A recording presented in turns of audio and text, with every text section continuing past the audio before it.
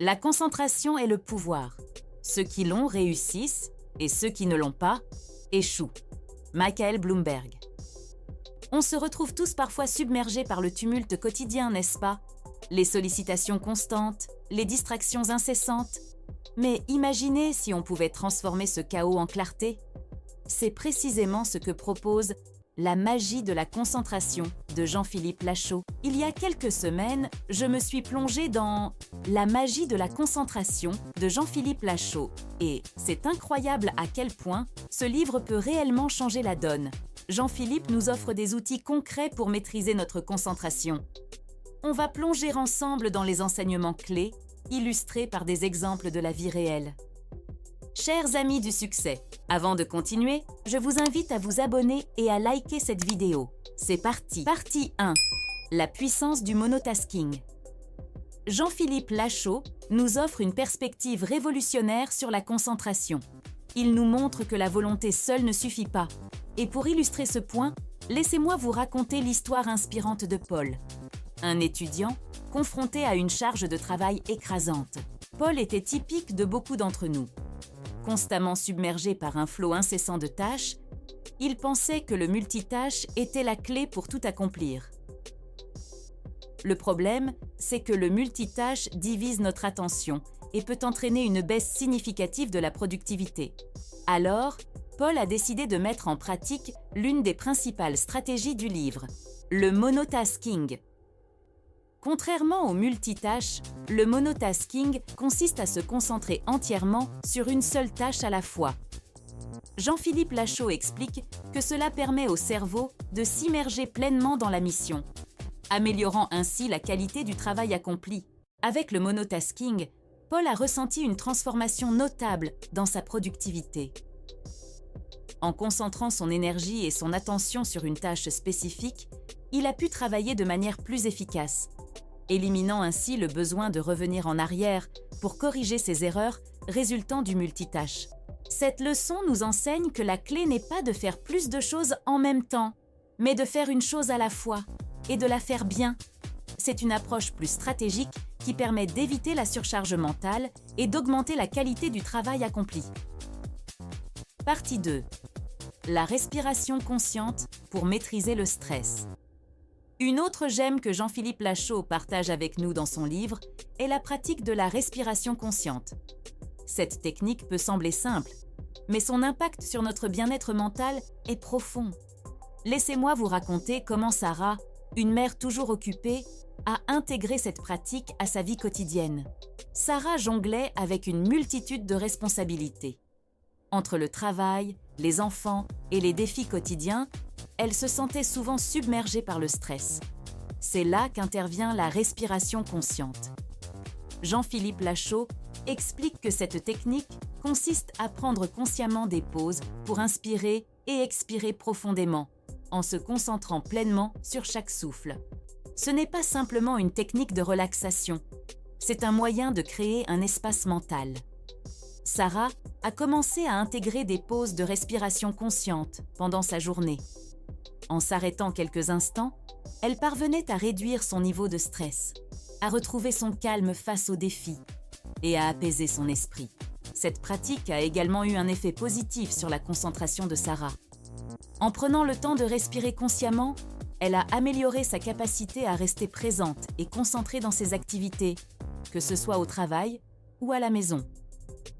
Ce que nous apprenons de l'histoire de Sarah, c'est que la respiration consciente n'est pas simplement une pause relaxante. C'est un outil puissant pour gérer le stress quotidien et améliorer notre concentration. C'est un rappel essentiel que prendre soin de notre bien-être mental peut avoir des répercussions positives sur tous les aspects de notre vie. Partie 3. La gestion des distractions avec la technique du zoning. Lachaud nous présente une stratégie des plus innovantes pour maîtriser les distractions, connue sous le nom de zoning. La technique du zoning repose sur le principe de la concentration focalisée. Imaginez David, un professionnel constamment assailli par des notifications et des appels perturbateurs. En mettant en pratique la technique du zoning, David a réservé des plages horaires spécifiques à des tâches bien définies, éliminant ainsi les interruptions inutiles. Cette approche a engendré une amélioration significative de sa concentration et de sa capacité à accomplir des tâches complexes. Cette stratégie n'est pas uniquement réservée à David. De nombreux professionnels, qu'ils soient entrepreneurs, étudiants ou travailleurs indépendants, peuvent tirer profit de la technique du zoning pour gérer efficacement les distractions et améliorer leur concentration au quotidien. Partie 4. Le pouvoir des rituels de début et de fin de journée. Lachaud nous livre un autre trésor, la reconnaissance de l'importance des rituels de début et de fin de journée pour stimuler la concentration. Illustrons cela avec l'histoire de Marie, une entrepreneure constamment accaparée.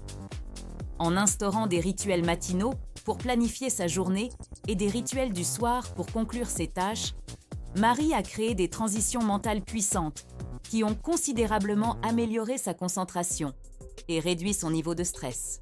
Les résultats de cette pratique sont manifestes.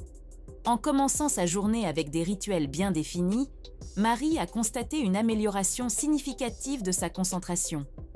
La clarté mentale acquise grâce à ces rituels matinaux a jeté les bases d'une journée plus productive et moins stressante. Les rituels du soir de Marie jouent un rôle tout aussi crucial. En prenant le temps de conclure sa journée de manière délibérée, en fermant symboliquement chaque tâche accomplie, elle crée des frontières mentales entre son travail et son temps personnel. Cela réduit le stress lié à la surcharge mentale. Donc, si vous vous sentez souvent submergé par le chaos quotidien, envisagez d'incorporer des rituels de début et de fin de journée dans votre routine. Identifiez des activités significatives qui vous aident à commencer et à conclure chaque journée de manière intentionnelle.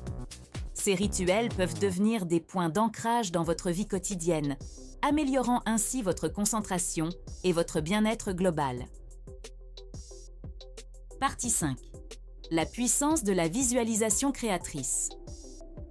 Lachaud nous dévoile un autre joyau précieux, la visualisation créatrice encore appelée le vision board. La visualisation créatrice est bien plus qu'un simple exercice mental. C'est une technique où l'on visualise de manière vivide et détaillée ses objectifs et ses succès futurs. J'ai même réalisé le mien en début de cette année et je vous recommande de le faire également.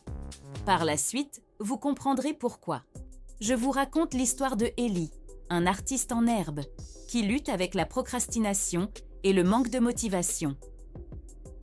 En intégrant la visualisation créatrice à sa routine quotidienne, Ellie a transformé son approche du travail, débloquant ainsi un potentiel créatif qu'il ne soupçonnait même pas. Depuis cette découverte, Ellie commence chaque journée en visualisant le processus créatif, en imaginant les détails de ses projets et en ressentant les émotions liées à la réalisation de ses œuvres. Donc, si vous cherchez à débloquer votre créativité, à renforcer votre motivation ou simplement à atteindre vos objectifs et obtenir la vie dont vous rêvez, intégrez des séances de visualisation créatrice de cette future vie et de tout ce à quoi celle-ci doit ressembler à votre routine. Prenez quelques minutes chaque jour pour imaginer vos réussites futures de manière détaillée et ressentir les émotions positives qui les accompagnent. Vous pourriez être surpris par les transformations qui peuvent découler de cette pratique simple mais puissante. Félicitations et merci d'être resté jusqu'à la fin. Si tu as aimé cette vidéo, abonne-toi, laisse-nous un commentaire et partage cette vidéo. À plus!